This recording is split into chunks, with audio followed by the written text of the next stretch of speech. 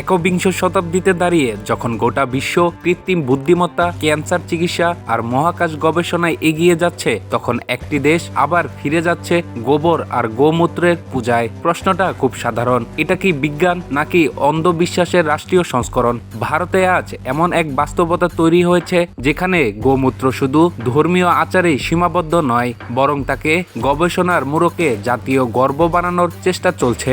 আর এই প্রবণতায় আজ দেশ জুড়ে প্রশ্ন তুলেছে, আমরা কি সত্যি আধুনিক জাতি নাকি অদ্ভুত এক আত্মবিভ্রমে ভোগা সমাজ?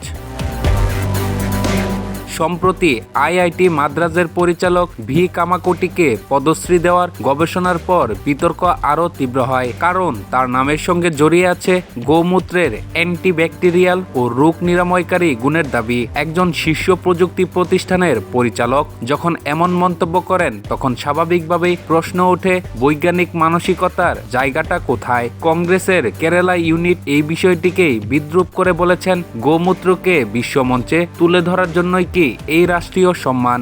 এই প্রশ্ন শুধু একজন ব্যক্তিকে নয়, বরং রাষ্ট্রীয় চিন্তাধারাকেই কাঠগড়ায় দাঁড় করিয়েছে। বিতর্ক শুধু কথার লড়াইয়ে থেমে নেই, এর সঙ্গে জড়িয়ে আছে কোটি কোটি টাকার হিসাব। মধ্যপ্রদেশে পঞ্চগব্য অর্থাৎ গোবর, গোমূত্র, দুধ, দই ও ঘি দিয়ে ক্যান্সার চিকিৎসার গবেষণায় সরকারি অর্থ বরাদ্দ দেওয়া হয়েছিল। তদন্তে বেরিয়ে আসে, যেখানে প্রকৃত গবেষণার খরচ হওয়ার কথা ছিল 15 থেকে 20 লাখ টাকা, সেখানে শুধু গোবর আর গোমূত্র কিনতেই খরচ দেখানো হয়েছে প্রায় 1.92 কোটি টাকা। বাকি অর্থ গেছে গাড়ি কেনা, ভ্রমণ আর অন্যান্য খাতে। তাহলে প্রশ্ন ওঠে, এটা কি গবেষণা নাকি বিশ্বাসের নাম করে রাষ্ট্রীয় অর্থ অপচয়ের এক ভয়ঙ্কর উদাহরণ?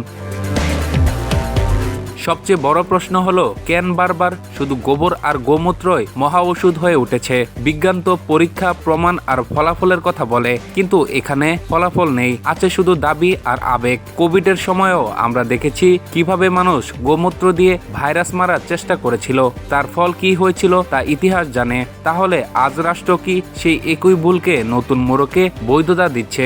এটা কি সত্যি গবেষণা নাকি এক অদ্ভুত জাতিগত আত্মপ্রবঞ্চনা?